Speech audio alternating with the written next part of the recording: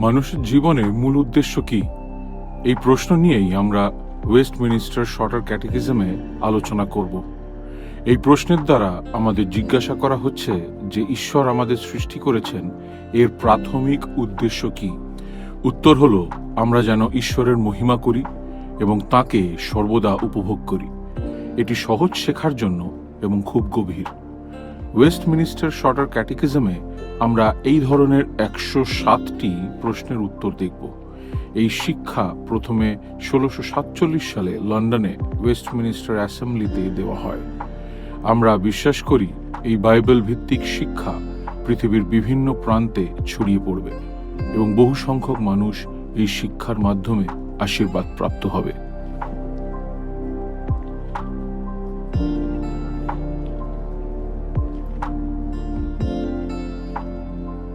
শেষ পাঠে আমরা ঈশ্বরের সর্ব অন্তর্ভুক্তকারী এবং নিখুঁত পরিকল্পনা দেখেছি। যা কিছু ঘটতে চলেছে তিনি সমস্ত কিছুর আদেশ দিয়েছেন। তিনি তার সৃষ্টির ও দূরদর্শিতার কাজ দ্বারা নিজের পরিকল্পনাকে সম্পাদন করেন।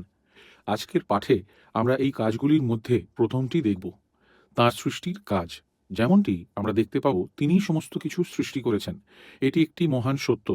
পরবর্তী পাঠে আমরা তাঁর মানবজাতির সৃষ্টির বিষয় আরও ঘনিষ্ঠভাবে দেখার জন্য দৃষ্টিপাত করব। যদিও এই পাঠে আমরা এই মহিমান্বিত সত্যের সমীক্ষা করব যে ঈশ্বরই সমস্ত কিছু সৃষ্টি করেছেন। আমরা আমাদের প্রশ্নে যাওয়ার আগে আজকে আমাদের মুখোমুখি হওয়া বাস্তবটি লক্ষ্য করা গুরুত্বপূর্ণ। আমাদের সংস্কৃতি প্রকাশ্যে এই সত্যের বিরোধিতা করে যে ঈশ্বর সমস্ত কিছু সৃষ্টি করেছেন। আজকে অনেকেই মনে করে যে পৃথিবী এবং এর মধ্যে থাকা সমস্ত কিছুই কোটি কোটি বছর ধরে লক্ষ্যহীনভাবে গড়ে উঠেছে। যদিও এই পৃথিবী এবং পৃথিবীর অবিশ্বাসে যে সমস্ত আপত্তিকর প্রশ্ন তুলে ধরে, আমরা সেই সমস্ত প্রশ্নের উত্তর দিতে পারি না, কিন্তু আমরা এই বিষয়ে ঈশ্বরের বাক্যের সত্য উপস্থাপন করতে পারি। সংক্ষিপ্ত ক্যাটাকিজমের প্রশ্ন 9 জিজ্ঞাসা করে, সৃষ্টির কাজ কি? সৃষ্টির কাজ হল ঈশ্বর তাঁর বাক্যের শক্তি দ্বারা 6 দিনের ব্যবধানে শূন্য থেকে সমস্ত কিছু সৃষ্টি করেছেন। সমস্ত কিছুই ছিল উত্তম সৃষ্টি। আমরা আমাদের পাঠে 4টি ধারণার প্রতি জোর দেব। প্রথমত, আমরা দেখব যে ঈশ্বর এই সমস্ত কিছু সৃষ্টি করার জন্য কোন উপাদান ব্যবহার করেছেন। দ্বিতীয়ত, আমরা দেখব ঈশ্বর সমস্ত কিছু সৃষ্টি করার জন্য কোন সরঞ্জাম ব্যবহার করেছেন। তৃতীয়ত, আমরা দেখব যে ঈশ্বর সমস্ত কিছু সৃষ্টি করতে কত সময় নিয়েছেন। এবং শেষ বিষয়, আমরা ঈশ্বরের সৃষ্টি করা সমস্ত কিছুর অবস্থার প্রতি নজর দেব। তাই প্রথমে আসুন দেখি যে ঈশ্বর এই সমস্ত কিছু সৃষ্টি করার জন্য কোন উপাদান ব্যবহার করেছেন। কখনো কখনো আমরা বলি যে আমরা কিছু তৈরি করে থাকি। একজন ভালো রাঁধুনি খাবার তৈরি করে, একজন শিল্পী একটি ভাস্কর্য তৈরি করেন। এর দ্বারা আমরা অবশ্যই বলতে চাইছি যে ব্যক্তিটি কোনো কিছু দ্বারা অন্য কোনো কিছু তৈরি করেছে। একজন শিল্পী একটা বড় মার্বেলের অংশ নিয়ে সেটাকে কেটে কেটে একটি জীবন্ত প্রাণীর সুন্দর মূর্তি তৈরি করতে পারে, যদিও তিনি এমন কিছু ব্যবহার করে সেটা তৈরি করেছেন যা আগে থেকেই বিদ্যমান ছিল। একইভাবে একজন ভালো রাঁধুনি হয়তো কাঁচা উপাদান, সবজি, মাংস এবং মশলা, সেগুলিকে একত্রিত করে এমনভাবে রান্না করতে পারে যাতে সেগুলি একটি চমৎকার খাবারে পরিণত হয়। এখন প্রশ্নোত্তর পর্ব কি বলে তা লক্ষ্য করুন। সৃষ্টির কাজ হল ঈশ্বর সমস্ত কিছু শূন্য থেকে তৈরি করেন। লক্ষ্য করুন, ঈশ্বর যা কিছু তৈরি করেছেন তা শূন্য থেকে তৈরি করা হয়েছে। এটি একটি আশ্চর্যজনক দাবি, এটি একটি আশ্চর্যজনক সত্য। সবচেয়ে গুরুত্বপূর্ণ হল আমরা দেখতে পাই এটি একটি সত্য যা বাইবেল আমাদের শিক্ষা দেয়। ইব্রিয় 11 অধ্যায় 3 পদ লক্ষ্য করুন। বিশ্বাসে আমরা বুঝতে পারি যে যুগকলাপ ঈশ্বরের বাক্য দ্বারা রচিত হইয়াছে। সুতরাং কোনো প্রত্যক্ষ বস্তু হইতে এই সকল দৃশ্য বস্তুর উৎপত্তি হয় নাই। অন্য কথায়, আমরা যা কিছু দেখতে পাই সেগুলি তৈরি করার জন্য ঈশ্বর পূর্ব সময় থেকে বিদ্যমান কোনো উপাদান ব্যবহার করেননি। এই ধারণা আমাদেরকে বেশ কয়েকটি বিষয় বলে। প্রথমত, এটি আমাদের বলে যে ঈশ্বর কত মহান এবং শক্তিশালী। ঈশ্বর শুধু পৃথিবী তৈরি করেননি, তিনি পৃথিবীকে শূন্য থেকে বের করে নিয়ে এসেছিলেন। এখন পৃথিবীতে যা কিছু আছে, এক সময় এগুলির কোনো অস্তিত্ব ছিল না। ঈশ্বর তার শক্তির গুণে সমস্ত কিছু সৃষ্টি করেছেন। এটি আমাদের বোধগম্যতার ক্ষমতাকে সম্পূর্ণরূপে অতিক্রম করে। যদিও এটি আমাদের দেখতে নির্দেশ করে যে ঈশ্বর প্রকৃতপক্ষে সর্বশক্তিমান এবং অন্য সকলের চেয়ে মহান, এবং তিনি আমাদের আরাধনার যোগ্য ঈশ্বর। দ্বিতীয়ত, এটি আমাদের বলে যে ঈশ্বর মহাবিশ্ব সৃষ্টি করার আগে এখানে আর কিছুই ছিল না। এটি আমাদের জন্য বিশাল একটি চিন্তার বিষয়। যাই হোক, আমাদের মনে রাখতে হবে যে ঈশ্বর অনন্ত। তিনি সমস্ত কিছুকে অস্তিত্বে আনার পূর্বে অন্য কিছুর অস্তিত্ব ছিল না। কোনো স্বর্গদূত, কোনো মানুষ, কোনো পার্থিব বস্তুর পূর্ব অস্তিত্ব ছিল না। আমাদের চিন্তা এরকম হওয়া উচিত নয় যে ঈশ্বর একাকী ছিলেন। মনে রাখবেন, তিনি হলেন তৃতীয় ঈশ্বর। তার মধ্যেই তিনটি ব্যক্তিত্ব সর্বদা নিখুঁত সহভাগিতা উপভোগ করে। তিনি একজন সত্য ঈশ্বর হিসাবে সম্পূর্ণরূপে সন্তুষ্ট, কিন্তু তিনি তার প্রজা ও শক্তি প্রদর্শনের জন্য এবং তার মহিমা প্রকাশ করার জন্য সমস্ত কিছু সৃষ্টি করেছেন। তৃতীয়ত, এটি আমাদের বলে যে সমস্ত কিছুই তাদের অস্তিত্বের জন্য ঈশ্বরের কাছে ঋণী। এই ধারণা গাছ এবং নক্ষত্র, একই সঙ্গে স্বর্গদূত ও মানুষের ক্ষেত্রেও সত্য। এটি শুধু বিশ্বাসীদের ক্ষেত্রেই সত্য নয়, এটি এই পৃথিবীতে সবচেয়ে মন্দ ও নাস্তিক পুরুষ ও স্ত্রীদের ক্ষেত্রেও সত্য। সবই তাঁর দ্বারা এবং তাঁর জন্য সৃষ্টি করা হয়েছে এবং তার কাছে দায়বদ্ধ। দ্বিতীয়ত, আমাদের পাঠে আসুন দেখি ঈশ্বর সৃষ্টির কাজে কোন সরঞ্জাম ব্যবহার করেছেন। সেই সরঞ্জামটি কি, যা ব্যবহার করে ঈশ্বর সমস্ত জিনিসকে অস্তিত্বে এনেছিলেন? এমন কিছু কিছু বিষয় যা ঈশ্বর সৃষ্টি করেছেন বলে আপনি মনেও না করেন, আপনি বুঝতে পারবেন এটি অবশ্যই দৃঢ়, শক্তিশালী কিছু বিষয় হবে। সমস্ত কিছুকে অস্তিত্বে আনা এবং তারপরে সেগুলিকে আকার দেওয়ার জন্য অসীম শক্তি, প্রজ্ঞা এবং দক্ষতার প্রয়োজন আছে। আর কিভাবে তিনি এই পৃথিবী, অন্যান্য গ্রহ এবং বিশাল আকৃতির নক্ষত্র তৈরি করতে পারতেন, এই অবশ্যই অত্যন্ত শক্তিশালী বিষয় ছিল। এবং প্রকৃতপক্ষে আপনি যদি সেটাই চিন্তা করছেন, তাহলে ঠিকই চিন্তা করছেন, যদিও আপনি যা মনে করেন তা নাও হতে পারে। প্রশ্নোত্তর পর্ব আমাদের বলে যে তিনি সমস্ত কিছু তৈরি করেছেন তাঁর শক্তির বাক্য দ্বারা, তাঁর শব্দ দ্বারা। সম্ভবত এটি আপনাকে প্রভাবিত করবে না। যদি তাই হয়, তাহলে হতে পারে আপনি আপনার বা আমার মতো মানুষের মুখের বাক্যের শক্তি সম্পর্কে চিন্তা করছেন। আপনি বা আমি যদি আমার কথার মাধ্যমে শূন্য থেকে কোনো কিছু সৃষ্টি করার চেষ্টা করি, তবে আমরা ব্যর্থ হব, কারণ আমাদের বাক্যগুলি অত্যন্ত দুর্বল। যদিও ঈশ্বরের বাক্য এতই শক্তিশালী যে তিনি শুধু সাধারণভাবে যা বলেন এবং তিনি যা বলেন সেটাই ঘটে। লক্ষ্য করুন কিভাবে সৃষ্টি প্রতিদিন এই বাক্যাংশ দিয়ে শুরু হয়েছে। এবং ঈশ্বর কহিলেন। উদাহরণস্বরূপ প্রথম দিনে আদিপুস্তক 1 অধ্যায় 3 পদ আমরা পড়ি, পরে ঈশ্বর কহিলেন, দীপ্তি হোক, তাহাতে দীপ্তি হইল। লক্ষ্য করুন, তিনি একটি আদেশ দিয়েছেন যে দীপ্তি হোক। তিনি কেবলমাত্র এই বাক্যাংশটিই বলেছেন, কিন্তু অবশ্যই যেটা আশ্চর্যজনক সেটা হলো পরের অংশটি, তাহাতে দীপ্তি হইল। তাঁর বাণী এতই শক্তিশালী যে তিনি একবার কিছু বললে সেটাই ঘটে। যখন আমরা এটি বুঝতে শুরু করি, তখন আমরা দেখতে পাব যে ঈশ্বর এত শক্তিশালী যে তাঁকে আমাদের প্রশংসা করা উচিত। তাঁর মতো আর কেউ নেই। প্রকৃতপক্ষে গীতসংহিতা এই বিষয়ে আমাদের সাহায্য করে। গীতসংহিতার 33 অধ্যায় আনন্দ সহকারে ঈশ্বরের উপাসনা করার আহ্বানে একটি শুভারম্ভ রয়েছে। ধার্মিকগণ সদাপ্রভুতে আনন্দ ধ্বনি করো, প্রশংসা করা সরল লোকেদের উপযুক্ত। গীতসংহিতা 33 পদ 1। এবং এরপরে এই গীত তার প্রশংসা করার জন্য বেশ কয়েকটি কারণ প্রদান করে। একটি কারণ হলো তার বাক্য দ্বারা সমস্ত কিছুর সৃষ্টি। পদ 6 লক্ষ্য করুন, আকাশমণ্ডল নির্মিত হইল সদাপ্রভুর বাক্যে, তাহার সমস্ত বাহিনী তাহার মুখের শ্বাসে। এই ধারণা 8 ও 9 পদে রয়েছে। সমস্ত পৃথিবী সদাপ্রভুকে ভয় করুক, জগন্নিবাসী সকলে তাহার হইতে ভীত হোক। তিনি কথা কহিলেন, আর উৎপত্তি হইল। তিনি আজ্ঞা করিলেন, আর স্থিতি হইল। যখন আমরা ক্ষান্ত হই এবং বিবেচনা করি যে সমগ্র মহাবিশ্ব ঈশ্বরের বাক্য দ্বারা প্রকাশিত হয়েছে, তখন আমাদের থামা উচিত এবং তাঁর শক্তিতে আশ্চর্য হওয়া উচিত এবং তাঁর কাজের জন্য তাঁর প্রশংসা করা উচিত। এটি আমাদের দেখতে হবে যে তিনি কত মহান এবং আমরা কত ক্ষুদ্র।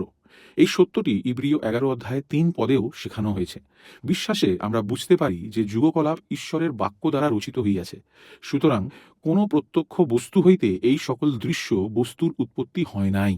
এই বিশ্ব অর্থাৎ মহাবিশ্বের সবকিছুই ঈশ্বরের বাক্য দ্বারা প্রণীত, সৃষ্ট এবং গঠিত হয়েছিল। তৃতীয়ত, আমাদের পাঠের ক্ষেত্রে লক্ষ্য করুন যে ঈশ্বর সৃষ্টি করতে কত সময় নিয়েছেন। আমরা পূর্বেই শিখেছি যে ঈশ্বর তাঁর শক্তিতে অসীম, তিনি সর্বশক্তিমান। এর মানে তিনি এক মুহূর্তে সব কিছু তৈরি করতে পারতেন। যাই হোক, আমাদের প্রশ্ন উত্তর পর্ব বলে ঈশ্বর সমস্ত জিনিস 6 দিনের ব্যবধানে তৈরি করার জন্য বেছে নিয়েছিলেন। আমরা আদিপুস্তকের প্রথম অধ্যায়ে এটি দেখতে পাই। এই দিনগুলি ছিল স্বাভাবিক দৈর্ঘ্যের, যদিও দিনগুলি অসাধারণ ছিল। যেহেতু ঈশ্বর এই দিনগুলিতে সমস্ত কিছু তৈরি করেছিলেন, সময় অনুযায়ী এই দিনগুলি স্বাভাবিক ছিল। প্রথমে এবং সর্বাগ্রে আমরা বাইবেলের মধ্যে এই বিষয়গুলি উল্লেখিত দেখতে পাই। আদিপুস্তক 1 অধ্যায় 6 দিনের প্রতিটির পুনরাবৃত্তি লক্ষ্য করুন। আর সন্ধ্যা ও প্রাতঃকাল হইলে প্রথম দিবস হইল, 5 পদ। এইভাবে চলতে থাকে। তারপর দ্বিতীয় দিন, 8 পদ। এটি চলতে থাকে। তারপর তৃতীয় দিন, 13 পদ। এবং এইভাবেই সৃষ্টির কাজ চলতে থাকে। আমাদের প্রতিটি দিন যেমন সন্ধ্যা থেকে সকালের পরিবর্তনের মাধ্যমে পরের দিন পরিবর্তিত হয়, তেমনি এই প্রথম 6 দিনও হয়েছিল। বাইবেল খুব স্পষ্ট যে সমস্ত সৃষ্টি সাধারণ 6টি দিনের মধ্যে সম্পন্ন হয়েছিল। লক্ষ্য করুন আদিপুস্তক 1 অধ্যায় 31 পদ। আর দেখুন, সে সকলই অতি উত্তম।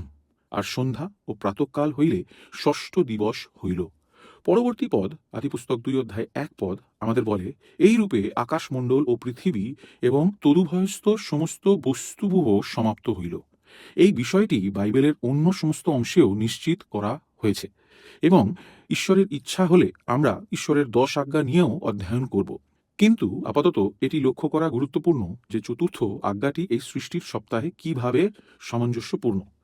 আমরা দেখব চতুর্থ আজ্ঞা আমাদের বলে যে ঈশ্বর চান যে আমরা তাঁর উপাসনা করার জন্য একটি পুরো দিন 24 ঘন্টা পৃথক করে রাখি। পরবর্তী সময় আমরা এই বিষয়েই আরও আলোচনা করব। কিন্তু লক্ষ্য করুন যে সেই আজ্ঞাতে ঈশ্বর আমাদেরকে সৃষ্টির সপ্তাহের দিকে ফিরে যেতে নির্দেশ দিয়েছেন। তিনি এই আজ্ঞার ব্যাখ্যা করছেন এবং তিনি আমাদেরকে সৃষ্টির দিকে ফিরিয়ে আনছেন। এক অর্থে তিনি এই প্রশ্নের উত্তর দিচ্ছেন, কেন আমরা পুরো 24 ঘন্টা পৃথক করে রাখব। যাত্রাপুস্তক 20 অধ্যায় 11 পদ লক্ষ্য করুন। সেখানে ঈশ্বর বলছেন, কেননা সদাপ্রভু আকাশমণ্ডল ও পৃথিবী, সমুদ্র ও সেই সকলের মধ্যবর্তী সমস্ত বস্তু 6 দিনে নির্মাণ করিয়া সপ্তম দিনে বিশ্রাম করিলেন। এই জন্য সদাপ্রভু বিশ্রাম দিনকে আশীর্বাদ করিলেন ও পবিত্র করিলেন। অন্যভাবে বলতে গেলে আমাদের সময় সপ্তাহটিকে প্রথম সপ্তাহের ধরন অনুযায়ী ব্যবহার করা হয়। প্রথম সপ্তাহে ঈশ্বর কাজ করার জন্য 6 দিন ব্যবহার করেছিলেন। তিনি সেই 6 দিনে তাঁর কাজ শেষ করেছিলেন এবং সেই 6 দিনের পরে তিনি তাঁর কাজের গৌরব বর্ণনা করে সমস্ত দিন অতিবাহিত করেছিলেন। এটি আমাদের জন্য একটি নমুনা। আমাদের 6 দিন কাজ করতে হবে এবং খেলাধুলো করতে হবে এবং আমাদেরকেও ঈশ্বরের গৌরব করে এবং তার উপাসনা করে আমাদের ব্যক্তিগত আরাধনায়, আমাদের পারিবারিক উপাসনায় এবং জনসমক্ষে আমাদের প্রশংসায় একটি দিন অতিবাহিত করতে হবে। এটি লক্ষ্য করা গুরুত্বপূর্ণ। এটি ঈশ্বরের বাক্য যা আমাদের শিক্ষা দেয় যে সমস্ত কিছু সৃষ্টি করতে ঈশ্বর কত সময় অতিবাহিত করেছিলেন। তিনি আমাদের বলেন যে তিনি 6 দিনের ব্যবধানে সবকিছু সৃষ্টি করেছেন। এক্ষেত্রে আমাদের এমন চিন্তা করা উচিত নয় যে তাঁর 6 দিনের প্রয়োজন ছিল কারণ তিনি ক্লান্ত হয়ে গিয়েছিলেন, বা তার বিশ্রামের প্রয়োজন ছিল। তিনি আসলে আমাদের বিবেচনা করার জন্য একটি সুন্দর আদেশ উপস্থাপন করেছিলেন। প্রকৃতপক্ষে আপনিও এটি দেখতে পারেন। যদি আপনি আদিপুস্তক 1 অধ্যায় পড়েন, তাহলে লক্ষ্য করবেন সমস্ত বিষয়কে অস্তিত্ব প্রদান করার জন্য ঈশ্বর একটি সুশৃঙ্খল উপায়ে অগ্রসর হচ্ছেন। তিনি সেই স্থানগুলি স্থাপন করেছেন যেখানে বিভিন্ন জীব বসবাস করবে এবং তারপরে সেই জায়গাগুলিতে যে জীবেরা বাস করবে সেগুলিকে তিনি সৃষ্টি করেন। আমরা যদি প্রথম সপ্তাহের সৃষ্টির ক্রমকে এক নিরলস প্রচেষ্টার দ্বারা ধ্যান করি, তাহলে দেখব সেখানে অনেক প্রজ্ঞার বিষয় প্রদর্শিত আছে। আসুন আমরা এখন চতুর্থ বিষয়ে এগিয়ে যাই। ঈশ্বর যা সৃষ্টি করেছেন তার অবস্থা বিবেচনা করার জন্য। প্রশ্নোত্তর পর্ব আমাদের বলে যে ঈশ্বর যা সৃষ্টি করেছেন সে সকলই অতি উত্তম। এটি আসলে আদিপুস্তক 1 অধ্যায় 31 পদ থেকে নেওয়া হয়েছে। পরে ঈশ্বর আপনার নির্মিত সকল বস্তুর প্রতি দৃষ্টি করলেন, আর দেখো সে সকলই অতি উত্তম। এটি কেবলমাত্র একটি সুন্দর এবং আবেগপূর্ণ চিন্তা নয়, এটি আমাদের জন্য নির্দেশপূর্ণ একটি বিষয়। ঈশ্বর কখনো কোনো কিছু খারাপ, ভুল করেননি। তাঁর মধ্যে কোনো মন্দতা ছিল না। সমস্ত কিছু তেমনই হয়েছিল যেভাবে সেগুলি হওয়ার ছিল। সেগুলি আজকের সৃষ্টির অবস্থা থেকে অনেক আলাদা ছিল। আজকে অসুস্থতা আছে, রোগ আছে, মৃত্যু আছে, পরিবারগুলি ভেঙে যাচ্ছে। আমাদের পৃথিবী মন্দতা দ্বারা পরিপূর্ণ। আমরা চারিদিকে মন্দতা দেখতে পাচ্ছি। সৃষ্টিকে চিহ্নিত করে এমন সৌন্দর্যকে বিচলিত ও বিরক্ত করার জন্য কি ঘটছে, বিশেষ করে পৃথিবীর শুরুর দিকে? এই প্রশ্নের উত্তর পেতে আমাদের বাইবেলের অনেক গভীরে প্রবেশ করতে লাগে না। উত্তর হলো, মানুষ পাপ করেছিল। আমরা ভবিষ্যতের পাঠে এই বিষয়টিতে আরও সময় ব্যয় করব এবং এটি লক্ষণীয় যে ঈশ্বরের সুন্দর সৃষ্টি পাপ দ্বারা ক্ষতিগ্রস্ত হয়েছিল। এর মানে এই নয় যে ঈশ্বর সমস্ত কিছুর নিয়ন্ত্রণে ছিলেন না। তিনি নিশ্চিতভাবে সমস্ত কিছু নিয়ন্ত্রণ করেছেন, যদিও এটি আমাদের মনে করিয়ে দেয় যে পাপ না হলে এই পৃথিবীতে কোনো মৃত্যু, কোনো অসুস্থতা, কোনো সমস্যা, কোনো দুঃখ, কোনো শোক, কোনো যন্ত্রণা থাকতো না। এখানে থেমে গিয়ে এই বিষয়টি চিন্তা করার যোগ্য। প্রায়শই পাপকে আমরা ক্ষুদ্র এবং তুচ্ছ বিষয় হিসাবে দেখি, এবং তবুও এটি ছিল প্রথম পাপ যা এই পৃথিবীর সমস্ত দুঃখের কারণ ছিল। আমাদেরকে সেই প্রথম পাপ সম্পর্কে গুরুত্ব সহকারে ভাবতে হবে, কিন্তু একইভাবে আমাদের নিজেদের পাপ সম্পর্কেও ভাবতে হবে এবং উপলব্ধি করতে হবে পাপীদের জন্য একজন পরিত্রাতার কতটা প্রয়োজন আছে। কিন্তু আমরা হতাশা নিয়ে শেষ করতে চাই না। আমাদের এমন কিছু মনে রাখা উচিত যা বাইবেল আমাদের শিক্ষা দেয়। এটি সত্য যে মন্দতা এই উত্তম সৃষ্টির মধ্যে প্রবেশ করেছে এবং এই সৃষ্টিকে ব্যাহত করেছে। যদিও এখানেই কাহিনীর শেষ নয়। আমরা যেমন উল্লেখ করেছি, আমাদের একজন পরিত্রাতার প্রয়োজন। পবিত্র শাস্ত্র আমাদের বলে যে যীশুখ্রিস্ট এসেছেন মন্দকে জয় করতে। প্রকৃতপক্ষে আমরা এই সবচেয়ে অনুগ্রহপূর্ণ এবং আশ্চর্য কাজের কথা পড়ি।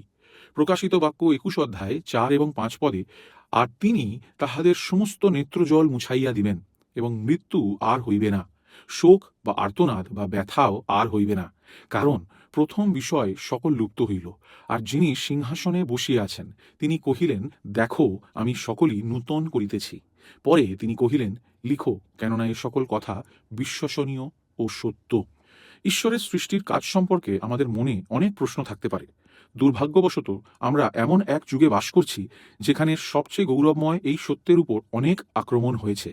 প্রতিটি প্রশ্নের উত্তর দেওয়ার ক্ষমতা আমাদের নেই, কিন্তু একটি বিষয় আমরা দেখতে পাচ্ছি যে অংশটি আমরা এইমাত্র পড়েছি, যে যদিও সৃষ্টি আমাদের পাপের দ্বারা চিহ্নিত এবং বিকৃত হয়েছে, ঈশ্বরের কাছে এই সৃষ্টিকে পুনরুদ্ধার করার একটি উপায় রয়েছে, এবং সেই পুনরুদ্ধার সম্পূর্ণভাবে যীশু খ্রিস্টের মাধ্যমে সম্ভব।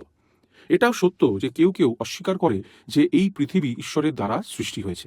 কেউ কেউ স্বয়ং ঈশ্বরকে অস্বীকার করে, আর এটি করে তারা নিজেদেরকে জ্ঞানী, শিক্ষিত, বৈজ্ঞানিক এবং চিন্তাশীল বলে মনে করেন, এবং প্রকৃতপক্ষে তাদের কাছে প্রমাণপত্র এবং ডিগ্রি থাকতে পারে যে তারা অধ্যয়নের জন্য অনেক কিছু করেছে। তারা বিশ্বাসীদেরকে তাদের বোধগম্যতায় অন্ধকারাচ্ছন্ন, এমনকি মূর্খের মতো সেকেলে হিসেবে বিবেচনা করে, এবং অবশ্যই এটি খুব দুঃখজনক। যদিও এটি নূতন বিষয় নয়, বহুদিন ধরেই এই ধরনের পরিস্থিতি চলে আসছে।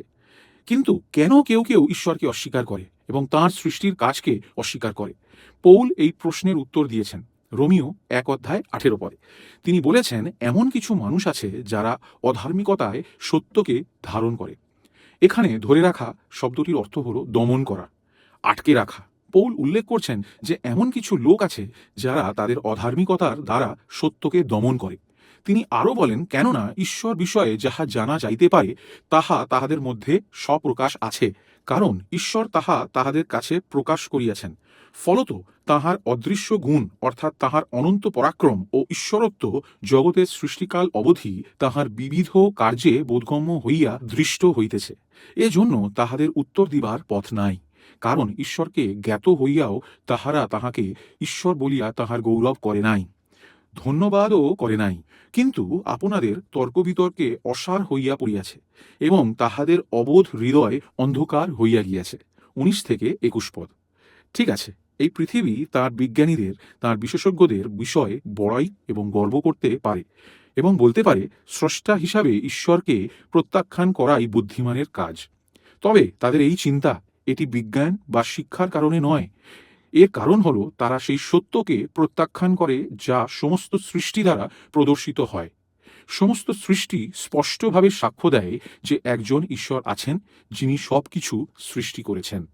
মূল সমস্যাটি এটি নয় যে তারা এই বিষয়টা জানে না, কিন্তু মূল বিষয় হলো তারা এই ঈশ্বরকে ঘৃণা করে যিনি সমস্ত কিছু সৃষ্টি করেছেন। পৌল বলেছেন তারা তাকে ঈশ্বর বলে মহিমান্বিত করেনি। মনে রাখবেন, এটাই হলো পাপের সারমর্ম। পাপ ঈশ্বরকে তাঁর নামের প্রাপ্য মহিমা প্রদান করে না, বরং এর পরিবর্তে পাপ কলুষিত করেছে এবং কলুষিত করছে, এবং পাপ ঈশ্বরকে গৌরব না দিয়ে আমাদের নিজেদেরকে গৌরব নিতে বাধ্য করে। বিশেষত আমরা যদি ঈশ্বরকে সরিয়ে দিতে পারি, তাহলে আমরা অনুভব করি যে আমরা নিজেদের ইচ্ছামতো জীবনযাপন করার স্বাধীনতা পেয়ে গেছি। এটি কত উত্তম বিষয় হবে যদি আমরা এই বিষয়টাকে দমন না করি, যা স্পষ্টভাবে দেখা যাচ্ছে, এবং আমাদের স্রষ্টাকে স্বীকার করতে শুরু করি। আসুন তাঁর সৃষ্টির কাজের দিকে তাকাই এবং তাঁর নামের প্রাপ্য মহিমা তাঁকে প্রদান করি। তিনি সর্বশক্তিমান ঈশ্বর, তাঁর প্রজ্ঞা এবং ক্ষমতা সম্পূর্ণরূপে প্রদর্শিত হয়। তাই আসুন আমরা দেখি যে আমাদের মহান ঈশ্বরের মতো আর কেউ নেই, যিনি পৃথিবীর সমস্ত কিছুকে শূন্য থেকে তৈরি করেছেন তাঁর শক্তির বাক্যে ৬ দিনের ব্যবধানে, এবং এই সৃষ্টির সমস্ত কিছুই উত্তম। এবং এটি আপনার জন্য একটি উৎসাহ হতে পারে। আমাদের জন্য পাহাড়, গাছ, বিভিন্ন প্রাণী, আমাদের উপরে আকাশে থাকা তারার দিকে তাকানো এবং সেগুলি দেখে অবাক হওয়া স্বাভাবিক, এবং আমাদের তা করা উচিত। এবং তখনও পূর্ণভাবে স্বীকার করা উচিত যে এই জিনিসগুলি যা আমাদের সত্যিই বিস্মিত করে, এই সমস্তই ঈশ্বরের সৃষ্টি। সুতরাং আপনি যখন সৃষ্টি অধ্যয়ন করবেন, যখন আপনি বিজ্ঞানের অধ্যয়ন শুরু করবেন, তখন আপনি এমনভাবে করবেন যাতে আপনি নিজেকে ঈশ্বরের কাছে সমর্পণ করতে পারেন। আপনি যখন বিশ্বের বিভিন্ন পদ্ধতি, আমাদের উপরের গ্রহগুলি, সৌরজগৎ এবং মহাবিশ্বের বিভিন্ন নক্ষত্র এবং ছায়াপথ আবিষ্কার করেন এবং আপনি সৃষ্টির বিশালতায় বিস্মিত হন, তখন যেন আপনার মন ঈশ্বরের প্রতি প্রতিফলিত হয়, যিনি এই সমস্ত সৃষ্টি করেছেন। উদাহরণস্বরূপ, যখন আপনি এই সমস্ত দেখেন, আপনি দেখেন অন্যান্য গ্রহের তুলনায় পৃথিবী কত বড় এবং সূর্যের তুলনায় নক্ষত্রগুলি কত বড়। সেই সময় এক মুহূর্তের জন্য আপনার চিন্তা করা উচিত যে এই সমস্ত কিছু ঈশ্বরের তুলনায় কিছুই নয়, যিনি এই সমস্ত তৈরি করেছেন। আর তাই আমরা যখন এই বিষয়গুলি অধ্যয়ন করি, তখন আমরা ঈশ্বরের মহত্ব সম্বন্ধে পূর্ণাঙ্গভাবে উপলব্ধি করতে পারি, এবং তখন এটি আমাদের তাঁর উপাসনা করতে এবং তাঁর প্রশংসা করতে পরিচালিত করবে। সম্ভবত আপনি বিভিন্ন পশু দেখতে পছন্দ করেন, এবং আপনি চিড়িয়াখানায় যান, বা আপনি প্রকৃতির মাঝখান দিয়ে হাঁটছেন, এবং আপনি আমাদের চারপাশে এই বিভিন্ন পশু বা প্রাণী দেখতে পাচ্ছেন। সেই সময় মনে রাখবেন, তাদের প্রত্যেকটিকে প্রজ্ঞাপূর্ণভাবে এবং শক্তিশালীভাবে ঈশ্বর নিজেই সৃষ্টি করেছিলেন। আর তাই আপনি যখন সেগুলি অধ্যয়ন করবেন, তখন আপনি ঈশ্বরের কাজকে অধ্যয়ন করতে পারবেন। কিন্তু তখন নিশ্চিত করুন, যখন আপনি সেই কাজগুলিতে আনন্দ করছেন, তখন সেই ঈশ্বরকেও মহিমান্বিত করবেন, যিনি তাদের সৃষ্টি করেছেন। দেখুন, সৃষ্টির বিষয় অধ্যয়ন করতে আমাদের ভয় পাওয়া উচিত নয়। প্রকৃতপক্ষে আমাদের সেই সমস্ত বিষয় নিয়ে ভীত হওয়া উচিত, যখন আমরা ঈশ্বরের তৈরি করা জিনিসগুলিকে পাপপূর্ণ উপায়ে অপব্যবহার করতে থাকি। কিন্তু আমাদের এই ধরনের অধ্যয়নে প্রবেশ করা উচিত এইভাবে যে আমরা ঈশ্বরের কাজগুলি অনুসরণ করছি এবং আমরা সৃষ্টির মধ্যে প্রদর্শিত তাঁর প্রজ্ঞা দেখছি। দেখুন, বিজ্ঞান অধ্যয়নের সময় আমাদের ভয় করার দরকার নেই। যদি বিজ্ঞান সঠিকভাবে ব্যবহার করা হয়, তাহলে এটি আমাদের এমন জ্ঞান প্রদান করে যার দ্বারা ঈশ্বরের সৃষ্টিকে উপলব্ধি করা যায়। এবং যখন বিজ্ঞান সঠিকভাবে ব্যবহার করা হয়, তখন এটি আমাদেরকে আরও স্পষ্টভাবে বিস্মিত করে, শক্তি এবং প্রজ্ঞা দেখতে সাহায্য করে, যা সৃষ্টির সর্বত্র প্রদর্শিত হয়েছে। কিন্তু আমাদের এও মনে রাখতে হবে যে আমরা যেন সেগুলির অধ্যয়ন করি যে বিষয়গুলি ঈশ্বর সঠিকভাবে তৈরি করেছেন। আমরা এগুলিকে অধ্যয়ন করি ঈশ্বরের তৈরি জিনিসগুলি বোঝার জন্য, এবং ঈশ্বর যেভাবে তাদের তৈরি করেছেন তা জানার জন্য, এবং সেই বিষয়গুলি থেকে আনন্দিত হওয়ার জন্য। কিন্তু সর্বদা এই বিষয়গুলির জন্য আমাদের উচিত ঈশ্বরকে ধন্যবাদ দেওয়া। তাই যখন আপনি বনে হাঁটছেন, বা আপনি একটি পার্কে যাবেন এবং আপনি পাখিদের বাতাসে উড়তে দেখবেন, অথবা আপনি কোনো নদীতে মাছকে সাঁতার কাটতে দেখছেন, আপনি যদি চিড়িয়াখানা বা অ্যাকোয়ারিয়ামে গেছেন, তখন আপনি দুর্দান্ত জিনিসগুলি দেখতে পান। এই সময়গুলিতে আপনার কিছু বিষয় মনে রাখা উচিত। মনে রাখবেন, একটি সময় ছিল যখন ঈশ্বর ছাড়া কিছুই ছিল না, এবং মনে রাখবেন যে যে বিষয়ে জিনিস এখন বিদ্যমান, তা বিদ্যমান কারণ ঈশ্বর তাঁর শক্তির দ্বারা সমস্ত কিছুকে শূন্য থেকে সৃষ্টি করেছেন। এবং সে কারণে আপনি যেমন বিশাল জীবিত প্রাণীদের দেখতে পাচ্ছেন, সম্ভবত একটি নীল তিমি বা আমাদের উপরের নক্ষত্রের মতো নির্জীব প্রাণী দেখতে পাচ্ছেন। মনে রাখবেন, সবার চেয়ে মহান একজন আছেন, এবং তিনি হলেন ঈশ্বর। তাই সৃষ্টি সম্পর্কে আপনার অধ্যয়ন যেন আপনাকে ঈশ্বরের উপাসনার দিকে পরিচালিত করে। এবং এখন মনে রাখার মতো শেষ বিষয়টি হলো এটি: সৃষ্টি নিজেই দেখায় যে সৃষ্টির মধ্যে ভগ্নতা আছে, এবং বাইবেল উল্লেখ করে সেই ভগ্নতা এসেছে আমাদের পাপের কারণে। এবং তাই এই বিষয়েও চিন্তা করুন, সৃষ্টি এখন আর আগের মতো নেই, সেখানে বড় ধরনের বিপর্যয় ঘটেছে। প্রকৃতপক্ষে সবচেয়ে উল্লেখযোগ্যভাবে মানুষের পাপের কারণে মহাবন্যা এসেছিল, এবং এরপরেও সমস্ত পাপ পৃথিবীতে ভঙ্গুরতা নিয়ে এসেছে। এবং তাই আপনি যখন কিছু ভুল দেখতে পান, যেমনটি সৃষ্টির পরে ভুল হয়েছিল, এই বিষয়টিও আপনার কাছে স্মরণীয় হয়ে উঠুক যে অনেক কিছু ভুল আছে এবং সেই সব ভুলগুলি পাপের কারণে ঘটেছে। এবং তখনও যখন আপনি এই বিষয়ে চিন্তা করেন, হতে পারে শেষ পর্যন্ত আপনি যীশু খ্রিস্টের বিষয়ে চিন্তা ভাবনা করতে পারেন, যিনি সমস্ত কিছুর স্রষ্টা এবং একই সাথে পাপীদের ত্রাণকর্তা, এবং আপনি বিশ্বাসের সাথে তাঁর প্রতি দৃষ্টিপাত করতে পারেন। ওয়েস্টমিনিস্টার শর্টার ক্যাটেকিজমের শিক্ষাকে শোনার জন্য আপনাকে ধন্যবাদ জানাই। আমরা বিশ্বাস করি যে এই শিক্ষার মাধ্যমে আপনারা আশীর্বাদ পেয়েছেন।